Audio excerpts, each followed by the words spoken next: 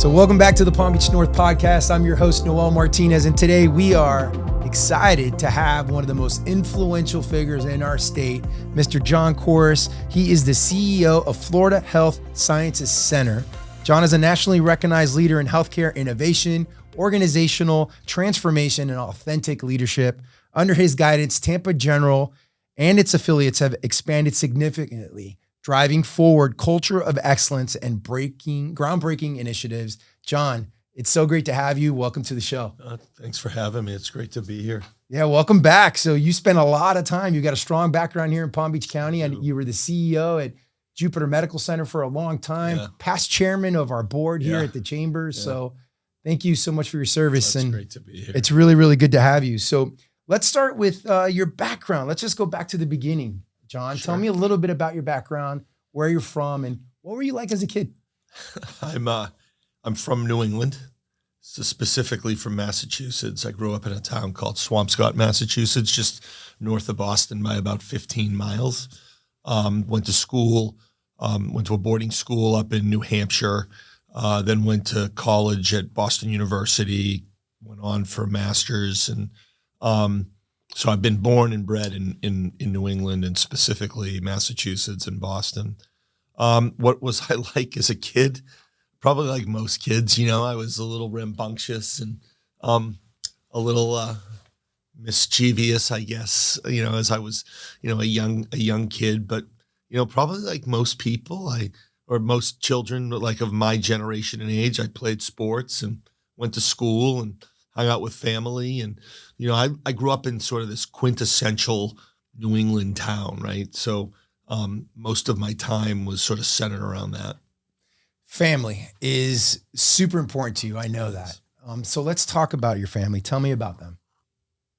Family is absolutely my single biggest priority. I've got 2 kids and a wife. My son, Benjamin, lives in Miami, actually. He's living the life. He lives in Brickell and started his own business. Is doing really great in that business. He's got partners and employees and investors, and he's just very proud of my son. He's kind of grinded through startup, that startup phase and finding funding and building out a big analytics company related to event management. Actually, it's kind of a really neat concept around sort of how do you manage big events from a budgetary and analytical perspective, so what the ROI is on an event. As an example, it's really great stuff. And so he's sort of grinding it out in Miami with his fiancee, Nina. They get married actually next summer in Mallorca. They're doing a destination wedding. So I'll come back. I'll let you know how it goes. I'm very excited about that. My daughter, Isabel, is finishing up her senior year at the University of Florida in Gainesville. She actually is extremely excited because this Friday night is the first home game of the Gators. Last year, they didn't have a lot of home games. This year, I think they have like 9. So it's a big deal on campus. Yeah, they're playing UM. They're playing the University of Miami. Right. That's right. So she's doing really well. She's a great kid, and very, very proud of her. And my wife, Diane, is she writes and she paints and she draws, and she's a behaviorist by training.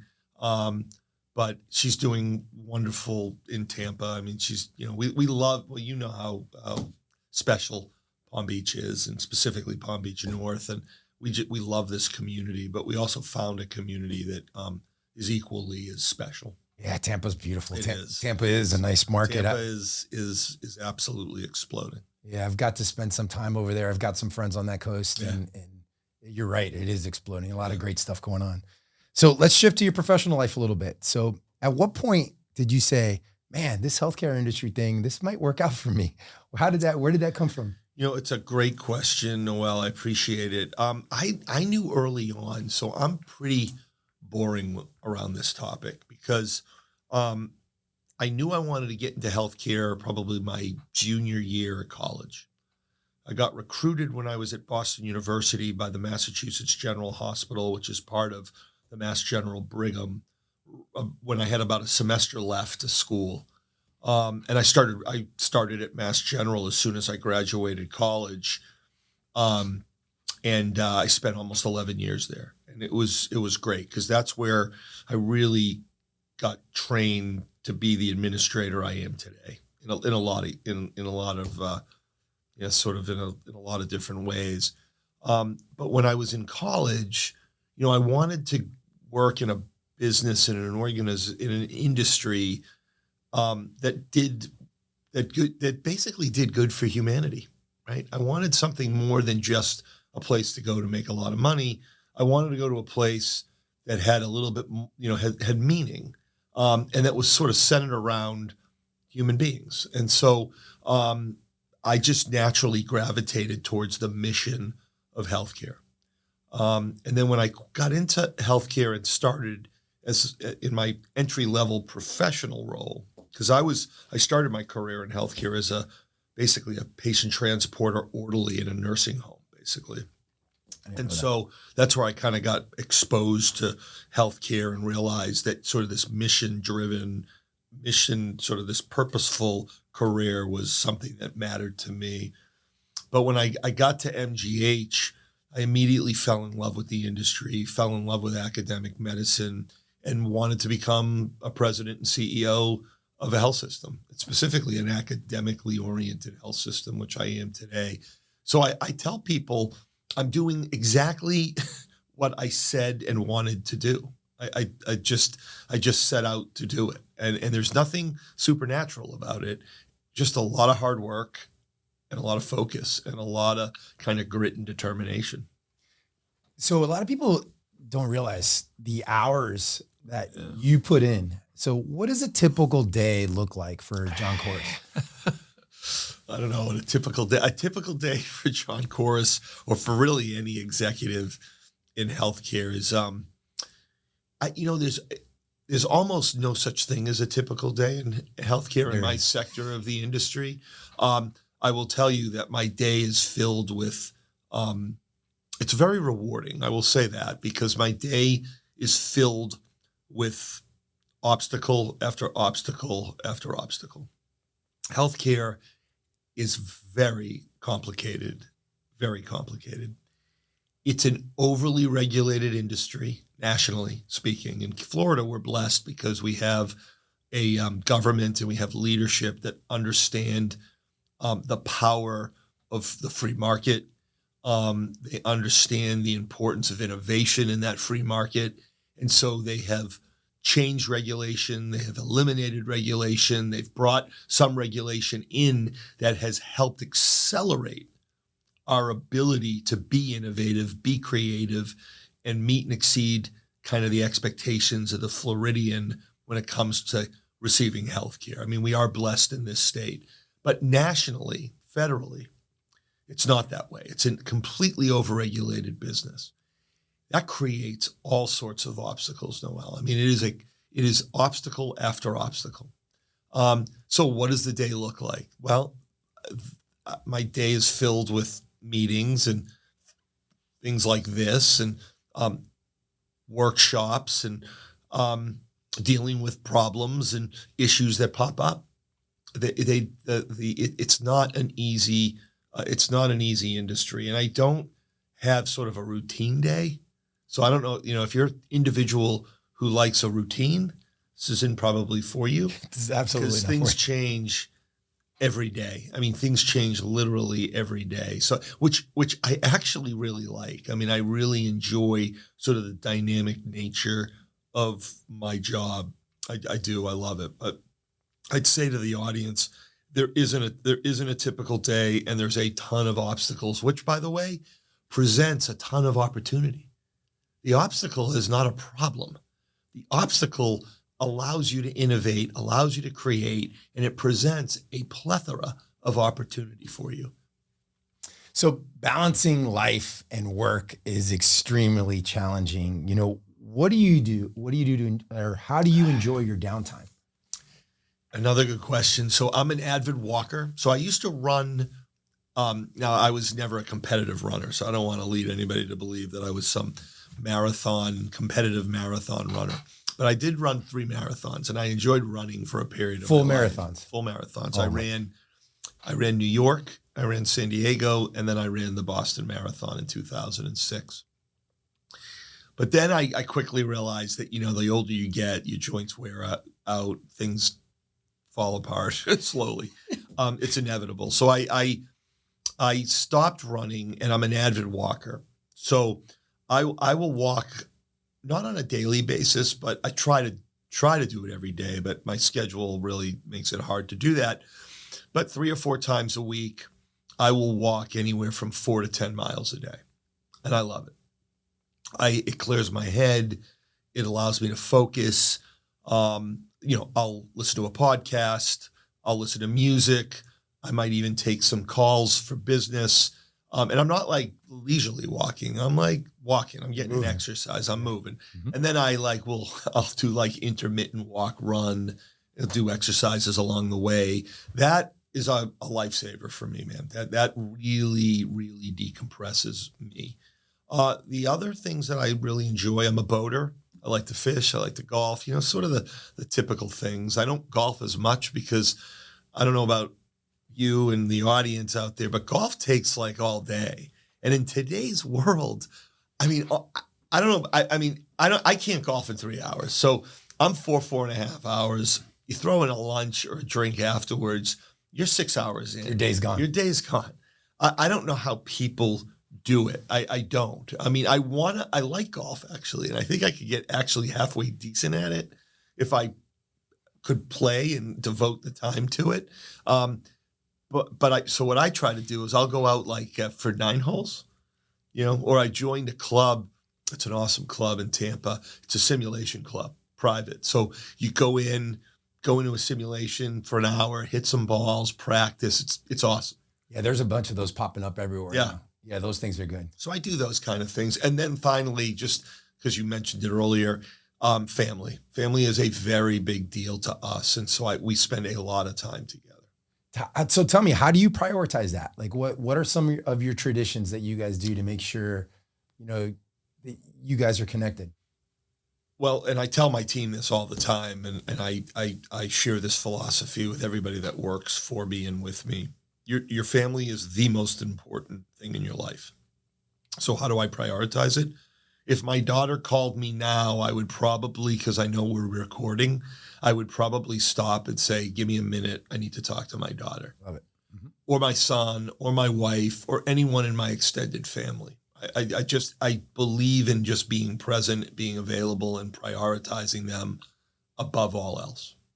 So it starts with a philosophy around that. Now, how do you put it in action, or how do we do it? We're all about creating memories and moments now. So it's less about gifts, and it's more about creating memories. I'll give you a quick example. This summer, we took 2 weeks, 6 of us, went to Croatia, did a little stopover in Montenegro, and went to London, and then went home.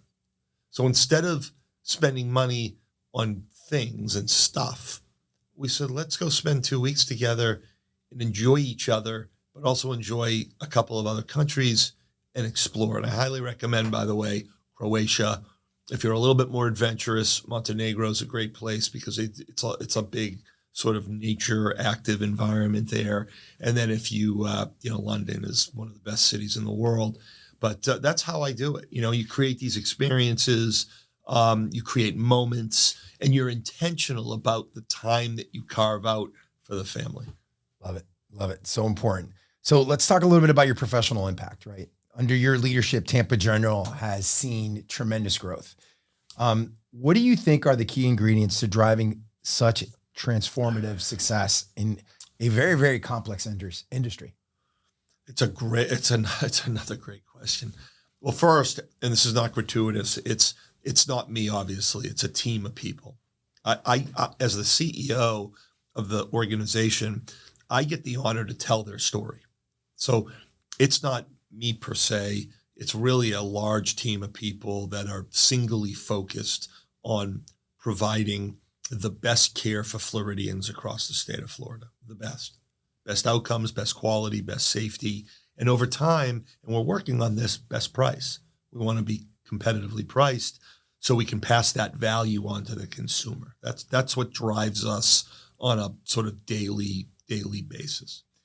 how I do it and how we've grown. And it's interesting because I'll speak around the country about healthcare in general as an industry, but then people inevitably ask the question about our journey. And look, I just want to preface my approach with, I know there's like lots of right ways to do this.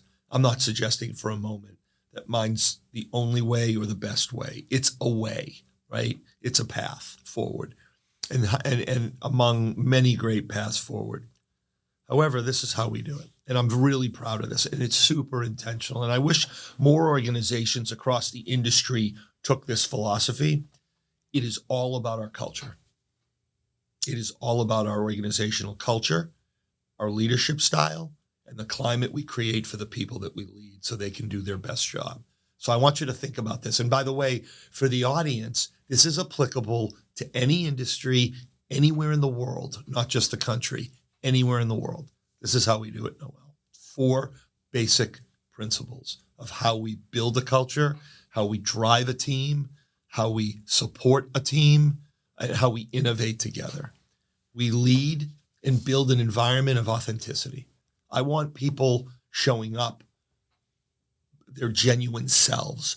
So many times in business, people that you work with, they try to be a version of themselves, and usually the version they're trying to be is a reflection of what they think the company wants them to be, instead of just being who they are. Now, there's always somebody who says, well, if I'm authentically a jerk, John, I can be that in your eyes. No, you can't be that. You can't take it to the extreme. We have a no jerk policy in our organization. We call it something else behind closed doors, but we don't want mean-spirited people. You can have a bad day, a bad month. You can even, in some cases, have a bad year because you don't know what people are going through at home. You don't know the challenges that they're going through. They could have a child that they're having a problem with. They could be going through a divorce. They could have a sick spouse. You got to show up for your people, right? But authenticity is incredibly important because if I know you're being genuine, there's a relatability there, and we build a connection and a bond. Not to turn it on over to you, Noel, one of the reasons I like and respect you so much is because you're a very genuine person. You're very authentic. You're not only doing an outstanding job for Palm Beach North, but you are who you are, right? And you embrace that. Not a lot of people do that. Don't ever lose that. It's a special thing. The second aspect of how we drive performance is complete transparency. We are completely transparent about the work that we do across the enterprise. And our organization is close to 15,000 team members and physicians, 150 locations, 6 hospitals, and we're across the state, right? And growing. The transparency concept is really important, Noel, because that creates trust, right? So if I don't have to wonder what's really going on in the organization, and I know what's going on in the organization because my leader tells me the good, the bad, and the ugly, trust increases. Oh, yeah. Kindness is the third piece of our strategy. We lead with empathy, kindness, and love. And if anybody out there thinks that's goofy or there's no place for it, you are wrong. You are absolutely wrong. And in today's society, what we're going through, we need more kindness, more love, more empathy, and more understanding, for sure. In our organization, we provide people with a lot of grace and a lot of understanding and a lot of kindness. Finally, we lead with vulnerability. We create a vulnerable environment where people feel safe to admit they make a mistake, where people feel safe to apologize, and where people feel safe to ask for help. Because who knows? You ever work with somebody who always knows everything and never asks for help, never apologizes, never makes a mistake? That's impossible. Yeah. I'm making mistakes. They're little ones, but every day I'm learning something. Somebody's teaching me something every single day. So when you lead an organization with authenticity, transparency, kindness, and vulnerability, a bunch of stuff happens. Love it, John. Real quick, here's what happens. Team member engagement goes through the roof. When we measure team member engagement, how connected the team is to TGH and Florida Health Sciences Center, we operate in the top quartile and top decile every year. We measure that every year with our team members. Trust explodes because when you're transparent and you say what you mean and you mean what you say, trust and lines up with that, right? Because if I tell you I'm going to do something and I do it, over time, you trust me, right? So that's very powerful. And finally, when you lead this way, you create what's called psychological safety in the organization. And when you create psychological safety, where people really feel safe to not just innovate, Noel, but to fail. I mean, and celebrate the failures, learn from the failures. Organizational performance takes off. And in the last few years, the way we have done the work we have done is by changing the culture and driving performance in the way that I just explained it to you. That's what we do. And it's funny. I was every year I go to a conference in San Francisco in January that JP Morgan does. It's a big healthcare conference. It's billed as arguably the most impactful and significant healthcare conference in the world that happens on an annual basis. I get the opportunity occasionally to speak at that conference. And when I talk about our organizational performance, I always get a hand up that says, well, how do you do it? And I think the audience is looking for like the business how, and I lay this whole thing on them with the culture. Half the audience glazes over. The other half is trying to understand it. Well, maybe a quarter's trying to understand it and a quarter totally understands it. Mm-hmm. I wish everyone sort of embraced the concept because it is transformational. And when people say, well, John, that's just your opinion. No. I have my doctorate in management science and social science. I have studied this for the last 5 or 6 years. There's real data behind this. So what I just explained to the audience and to you actually works. It's not just an anecdote from John Couris. There's actually a ton of data that supports this. So that's how we do it. So you mentioned innovation a few different times there, and that has been a major theme in your career. Yes. Right? You're known as an innovator. So Tampa General has led the way in integrating AI and predictive analytics, right? You talked a little bit about analytics as well. What challenges did you face in implementing these technologies? You have a really good question. You have great questions, Noel. I did my homework. I know, man. You're right on it. I love it. Probably the biggest challenge is the change management aspect of the journey. It's hard to get people to change. Mm-hmm. It's really hard to get, and for the business leaders out there, and team members or employees out there, it's hard to get people to change. I don't care if you're running an organization with 2 people in it or if you're running an organization with 200,000 people in it. Change is hard. People don't like it. So when you start to layer in these concepts around innovation, when you start to layer in like a new way of looking at analytics, deploying AI, people resist. And so it becomes a big change management activity. So people feel safe to embrace the new technologies and the new innovations. I'll give you a quick example. So we work with an organization called Palantir. Palantir got their fame because they were the ones that found the latitude and longitude of bin Laden, who gave it to SEAL Team 6, who then did the rest, right? Palantir was co-founded by a guy by the name of Alex Karp.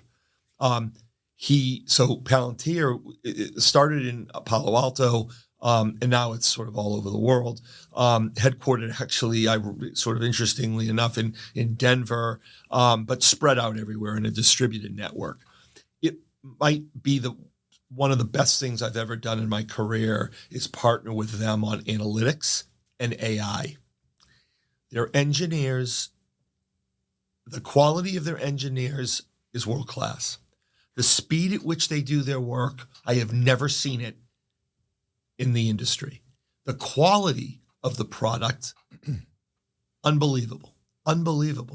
So Palantir has taken their analytical prowess in the military and are adapting it to healthcare And Florida Health Sciences Center, Tampa General specifically, was the first healthcare organization they partnered with globally.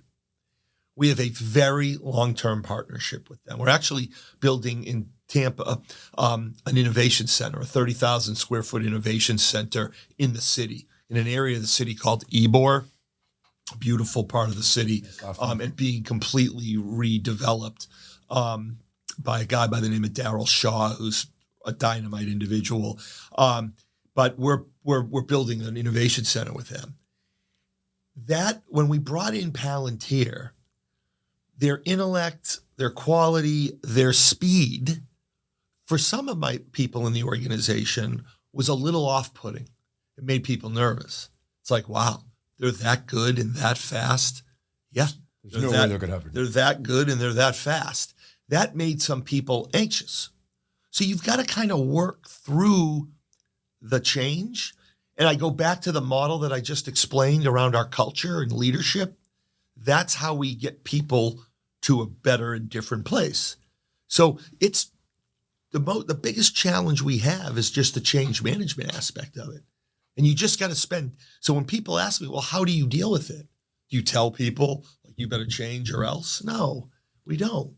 We teach them. We develop them. We show kindness and empathy and love and understanding. And then we get them there over time. Now, if someone is unwilling or unable to get there, and it's been a year or two, then yeah, maybe this isn't the place for them.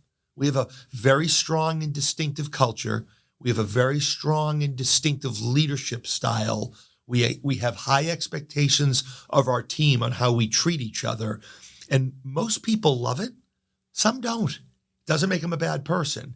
It just doesn't make them a fit for our culture and our organization. But that's the biggest issue we deal with is the change management aspect of the work.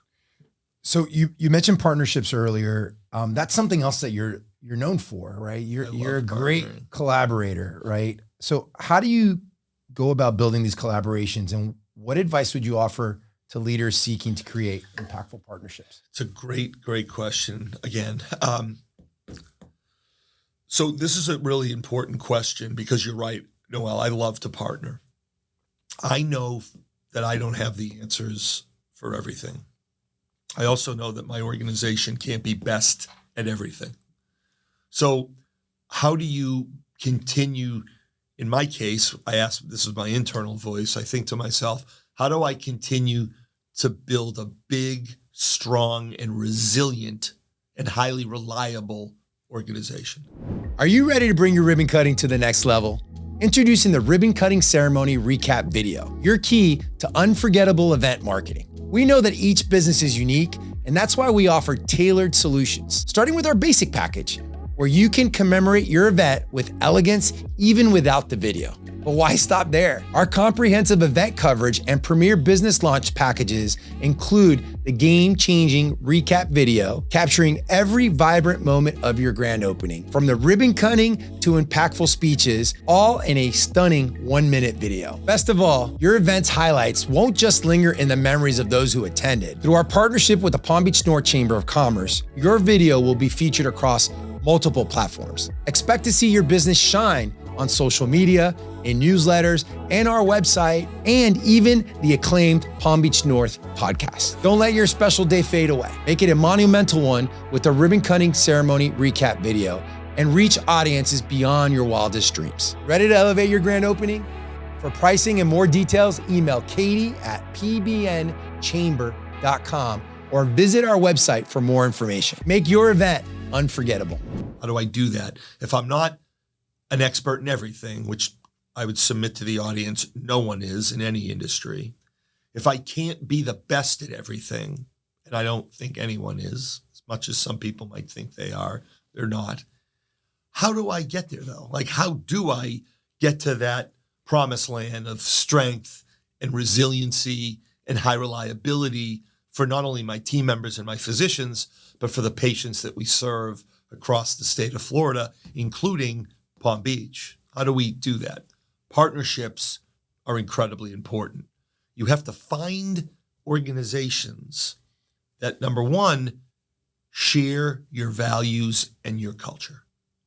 If you don't have shared values and a similar culture, most of your partnerships that you create will fall apart. Because when we do postmortems on partnerships that don't work, the number one thing we find out is that it was a cultural misalignment and our values were misaligned. Almost all the time. Almost all the time. And you're probably wondering at this point in the interview, like, God, he's so hung up on culture and all of this. And, really, that's it? Why don't more people do it if it's the thing we need to focus on, right? I mean, a cynic might be saying, what, John, really, it's that important? It is. The reason most organizations don't focus on culture and the things that I'm talking about is not one, it's nebulous. It's hard to get your hands around it. And two, once you do get your hands around it, it's really hard to work on it every day. You have to be super disciplined. I work on my culture and the leadership style and our environment every single day in our organization. So back to partnerships, the number one thing I look for, is there a the number one thing I look for is what's my problem I'm trying to solve? And if I can't do it myself and do it really well, who can I partner with? And any industry, anybody can relate to that. The second thing I ask is, what's their culture like?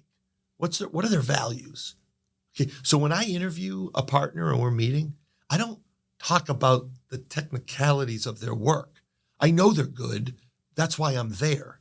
I don't need to waste time talking about that with somebody, a leader of an organization. What I spend my time on is, tell me about your culture. Tell me about your values. How do you treat your people? How do you think about problems? How do you analyze your work?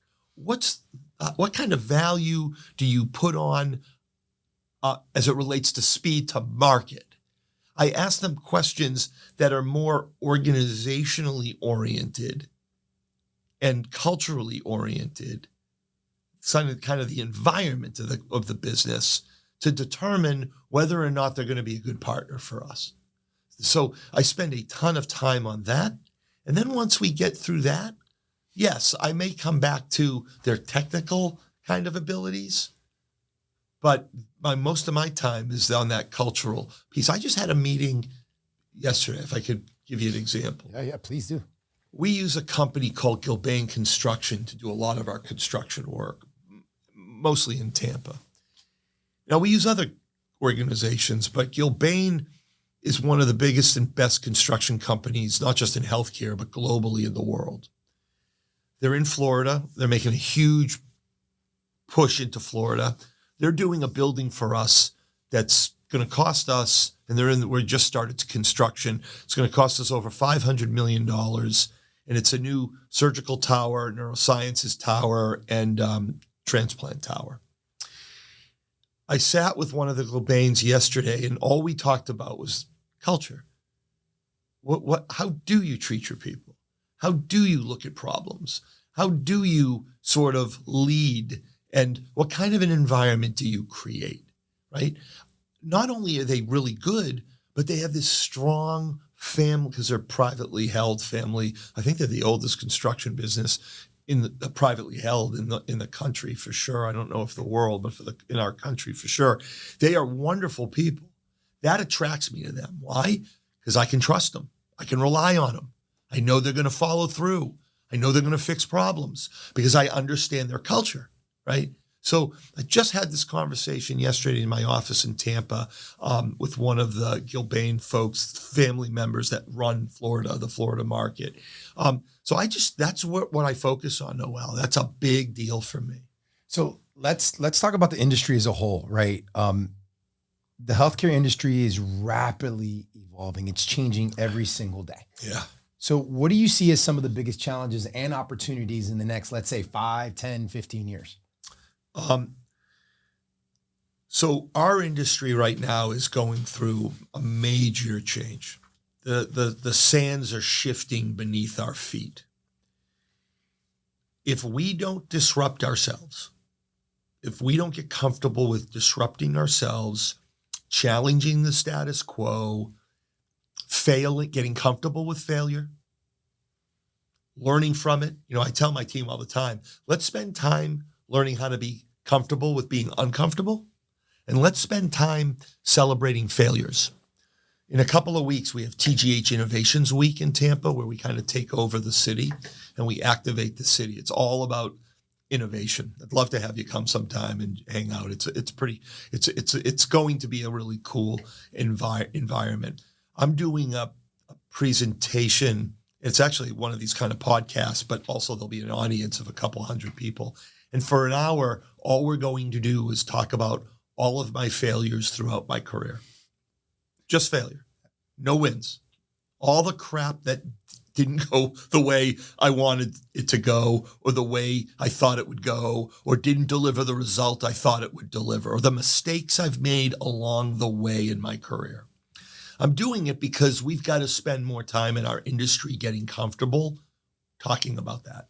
Because our industry is not in a crisis, but we're at an inflection point. Healthcare as an industry is disjointed. It's fragmented. Quality across the country is average at best. Cost continues to escalate and kind of bounces around like 17 to 21% of the GDP. So we're on this unsustainable trajectory. We're not adding a ton of value to the consumer. We got to change. If people like me don't get comfortable with being uncomfortable and challenging the status quo and disrupting, not for the sake of disrupting, but to disrupt because there's something better on the other side of that disruption, somebody will come into this industry and take it over and do it for us. And we will not like what they do. What I worry about is the federal government coming in and taking over healthcare across the country. I worry about that in a really big way. I'll give you an example.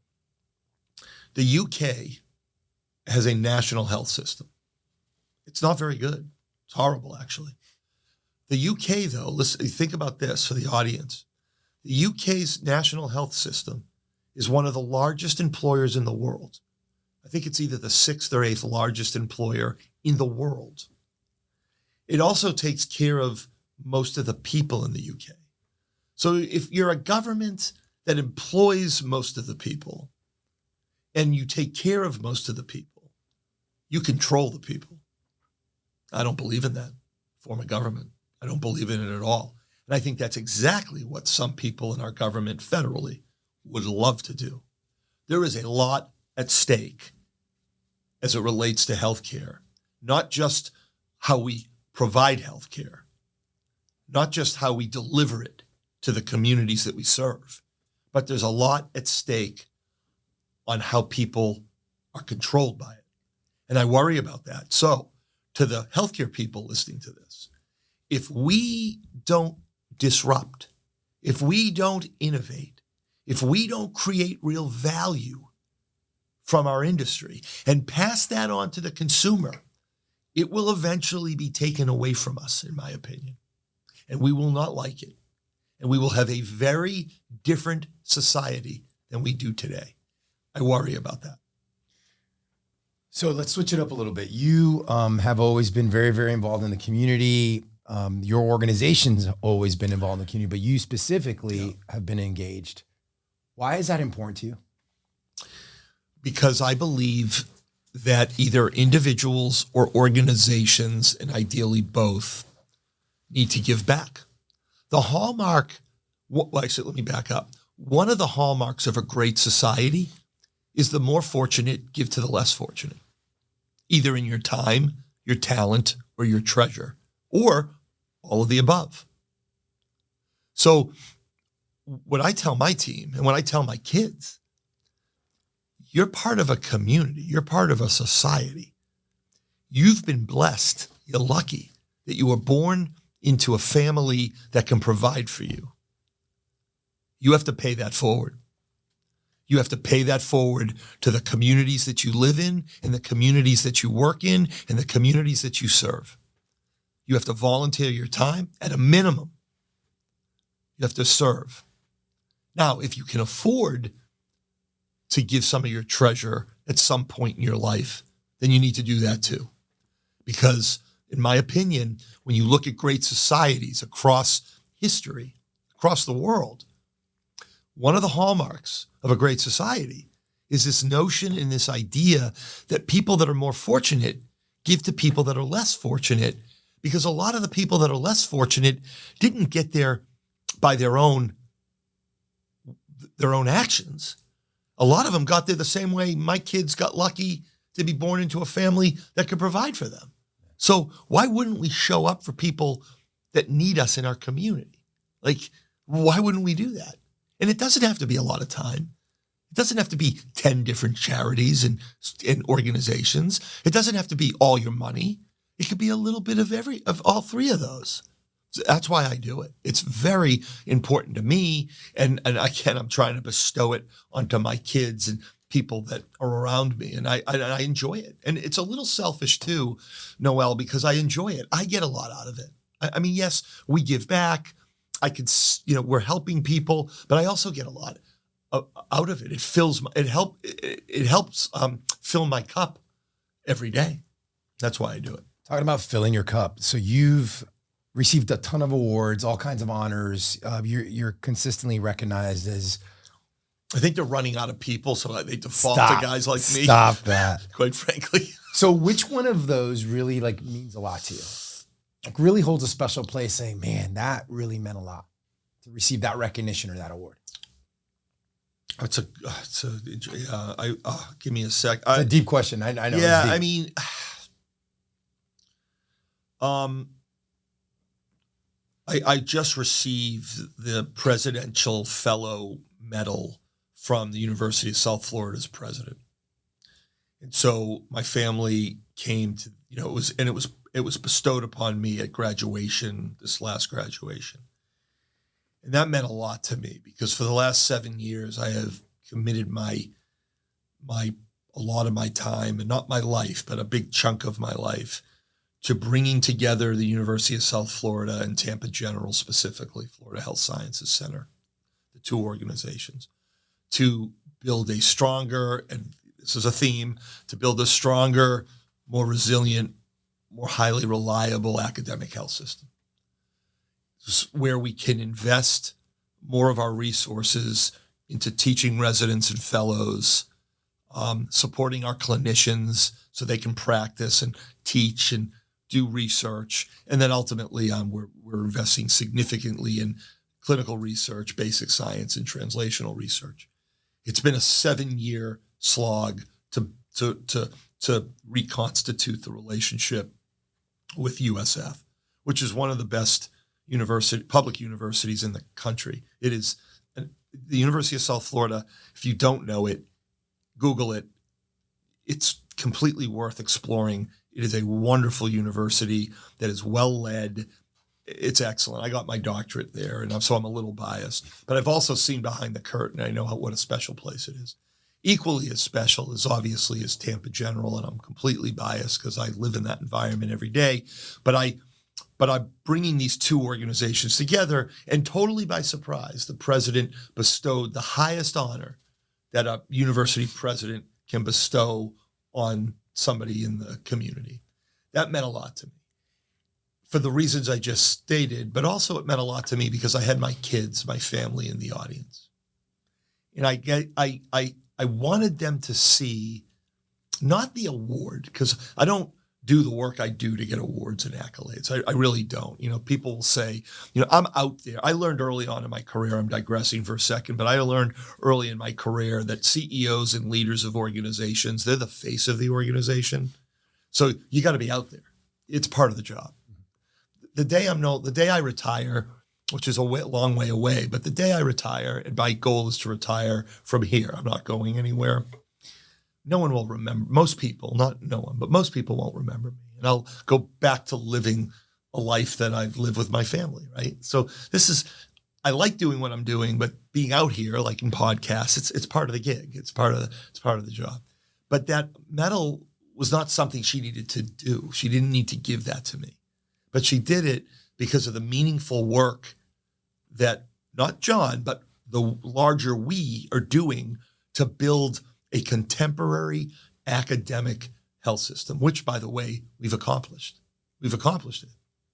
And another big reason why we're exploding onto the scene of the state of Florida is because of the alignment we have with each other between TGH and USF. That meant a lot to me.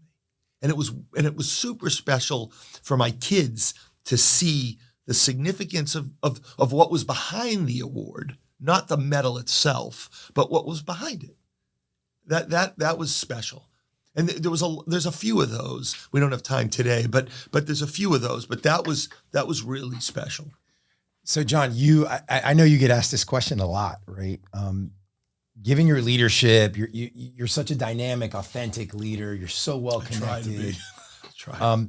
Do you have any political aspirations? No. Don't laugh. I mean, I know you get asked that all the time. I do get asked that a lot.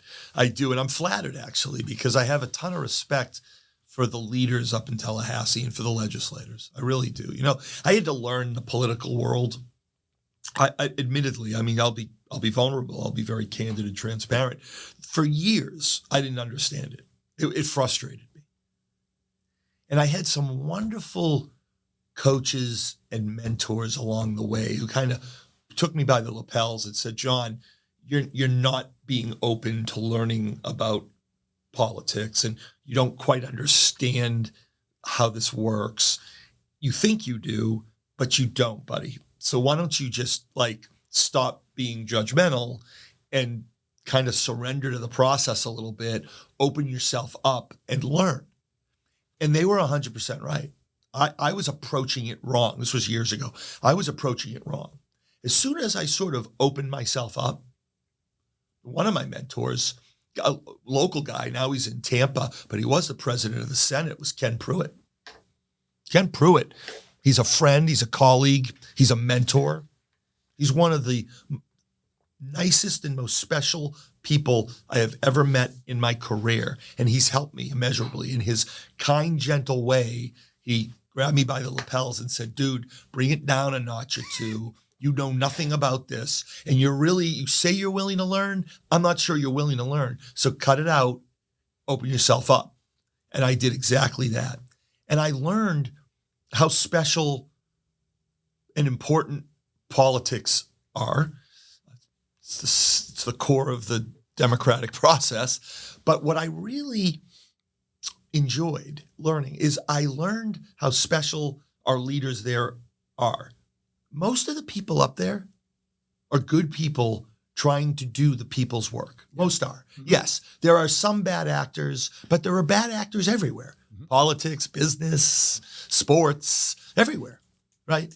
But most of the people up in Tallahassee are good people, great values, and want to do good for their state and want to do good for their people. So Kathleen Passidomo, President Passidomo, she passed last year the Live Healthy Act and bills, which is a series of bills related to policy to improve the resiliency of our healthcare system. I mean, come on, she didn't have to do that. Mm-hmm. That was a huge undertaking on her part, supported, by the way, across the House and the governor's office, right? Our governor, when he became governor, I find this to be really incredible. He becomes governor. I think he has been an outstanding governor. He has done a great job overall for us. You know what his wife did? The first thing she wanted to tackle? Mental health.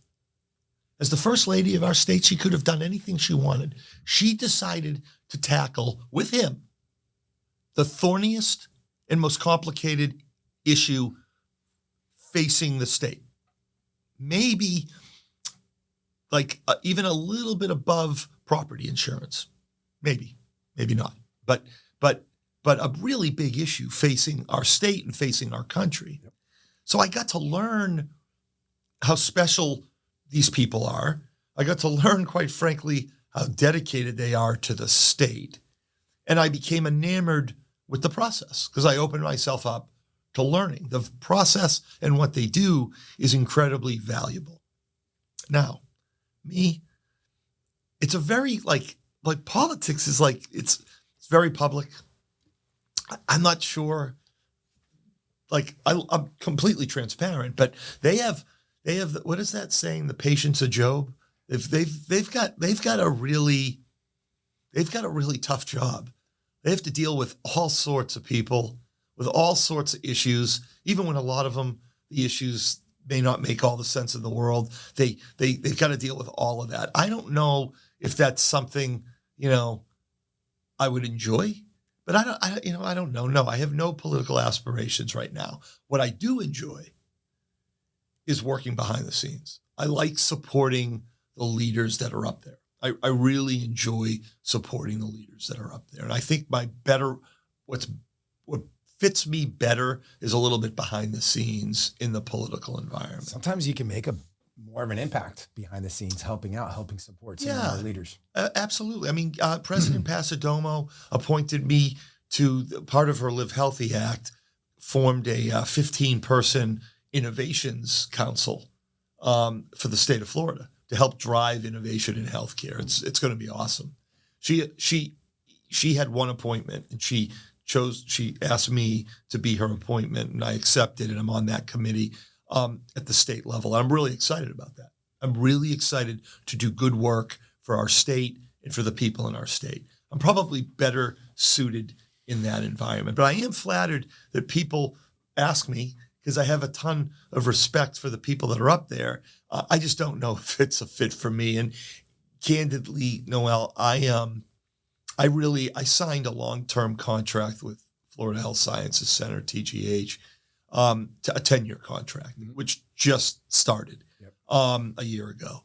I'm deeply committed to sort of where we are, where we're going as an organization and what we're doing. So I'm pretty rooted in the work in the community I'm in.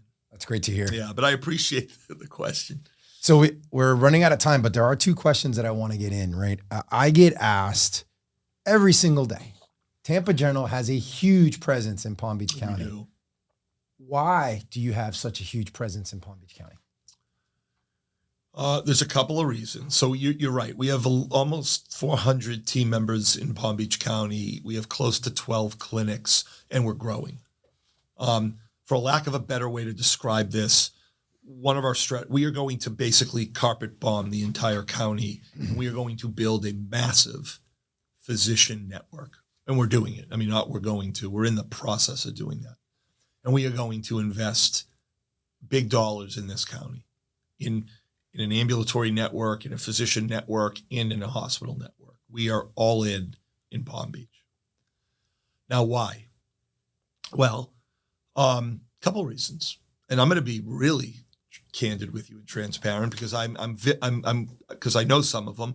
I'm venturing to bet that when you ask a similar question to some of my colleagues, not all of them, but some of them, they'll get into the why. Well, Palm Beach needs great health care, and it needs world-class specialists and all of that. I'm sure, because when I was CEO of Jupiter, that's what people would say coming from outside the community in. They'd say, well, the community needs us here, John. They want world-class healthcare. And I used to say, world-class healthcare exists here today. Absolutely. Palm Beach has been blessed with great physicians and great health systems. For quite frankly, for more than most people will admit, for decades, people have been doing really good work in this community. Here's why people are here. We're here because the demographic is strong. The demographic is awesome in Palm Beach. Are you kidding me? When you look at the socioeconomics of this county compared to other counties and compared to other parts of the country, why do you think health systems from New York are coming to Florida, specifically to Palm Beach? It's not to save the world. They might tell you that, but it's definitely not that. It's because they're leaving states that have shrinking populations, and they're overly regulated, and they're poorly run, and they need to diversify. That's why they're coming. And that is a matter of fact. Okay, so why are we here? Well, the demographic. It's a strong demographic. We want a piece of it. Number two, we're an academic health system. We're not here to compete with the local physicians. We're not here to compete with the local hospitals. Now, our detractors will tell you, no, they're here to compete. We're actually not.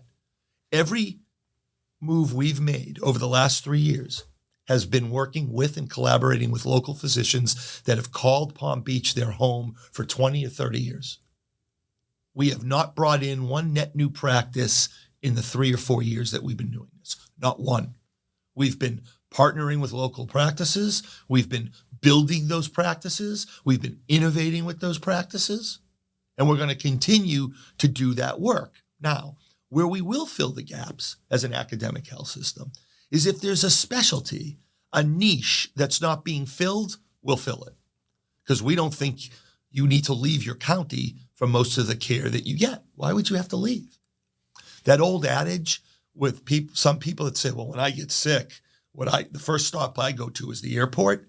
That's so, I'll be, you say a little controversial, a little provocative. That is so disrespectful when people say that. And quite frankly, it's not actually factually correct. Yeah, if I have my private jet, I can jump on it and go anywhere. I get that. I respect it. But great healthcare exists. What doesn't exist here is academic medicine. We're going to provide it. We are going to provide it. Not only is TGH going to provide it, but we're partnering with Mass General Brigham. The Tampa General Hospital and the Massachusetts General Hospital Brigham are collaborating in Palm Beach, completely collaborating. We will build our physician practices together. We will build our outpatient facilities together. That's happening now. That's happening now. And so we're building now. First phase is building out a large and robust physician network. We are in phase 1. Phase 2 gets into the ambulatory activity. We'll be announcing a partnership with a very specific one where we'll be building out some ambulatory centers. I think the press release is going out in September, where we're going to be building some ambulatory centers on PGA Boulevard. And so the other reason we're here is because we do think that this community deserves a robust academic enterprise. And why shouldn't that robust academic enterprise be Florida grown, Florida homegrown? Why should it be NYU Langone? Why should it be Mount Sinai? And I brought Mount Sinai to Palm Beach, and I was proud of it, and I still am proud of that. But why should it be those academic health systems when you have other systems in the state that are equally as good, literally?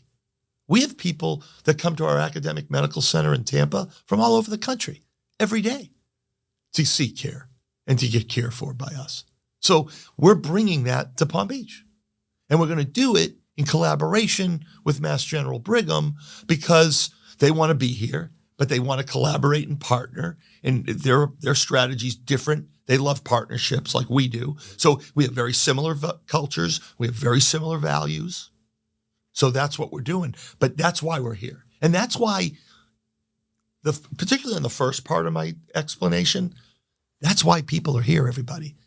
And I would say the last piece, that a lot of the philanthropists from the Northeast winter down here. Yep. Those hospitals want to stay connected to their philanthropists, so they come down here because their philanthropists say, we want you to come down here. So they do it.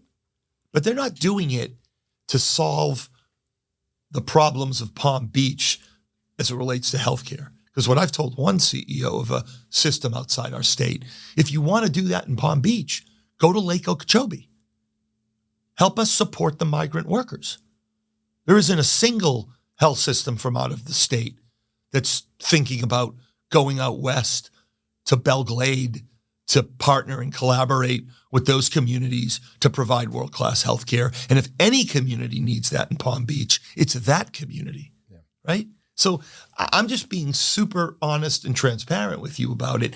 And when people say, well, no, John's not right. It's all about the quality of healthcare. Well, that's table stakes, everybody. And you get that today. You're here because of the demographic. All right, last question, because I could be here all day. So I ask this question to everyone, right? And I want to hear this from, a husband, father, man perspective, not as a healthcare leader. Sure. What do you want your legacy to be?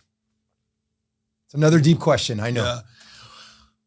You know what? I'm going to answer it two different quick ways. So the first is the true testament of a leader, in my opinion, is when the leader leaves the organization or a community that they're leading. They can look back and say, I'm leaving that organization or that community in a better place than when I found it. So it's better today than it was when I first arrived. Mm-hmm. If a leader can say that, they've done their job. They've done their job. It's as simple as that. Leading is not about awards, statues. It's not about the individual leader. It's about what you leave behind. So the way I'm going to measure myself as a person, I'm speaking to you as a person, I want to be able to look back and say, Florida Health Sciences, TGH and USF are better today in part because of my efforts, work, and leadership. That the communities that I have served are better today because of my work and my team's work. And if I can point to it objectively and say it's better, then I've done my job and that is my legacy, right?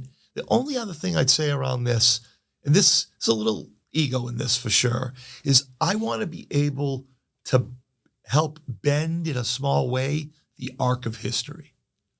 Like I was talking to a friend recently about this. He does something very different than what I do. And I said, don't you want to participate and contribute to the arc of history? Just a little bit in your community, in your town, in your state, in your country, that you help contribute to sort of the history and the trajectory that your organization or your community is going in. I want to do that. Now, there's a little ego in that for sure, but every one of us has a little ego in everything we do. Yep. So that's how I'm going to measure my success. And then, Noel, no one will want to interview me anymore when I'm no longer doing what I'm doing. I won't be going to dinner parties and getting awards. You know what I'll be doing? I'll be going back to the family that I have spent my entire life dedicated to and living out the rest of my life, being with my family, supporting them and loving them. That's what I want. That's what I look forward to. And that's how I would kind of measure my impact. Well, John, thank you. This has been amazing. A great conversation, super authentic, like I expected it to be. I really appreciate it. Yeah. Thank you for your support.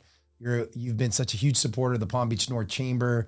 You've been such a huge supporter of me too, personally, professionally. So I really, really appreciate that. Keep doing what you're doing because you are outstanding.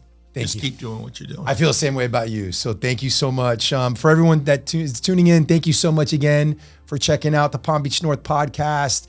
Please make sure to share, like, follow to all your friends about all the amazing things going on in Palm Beach North. We'll see you in a couple weeks. Thank you so much.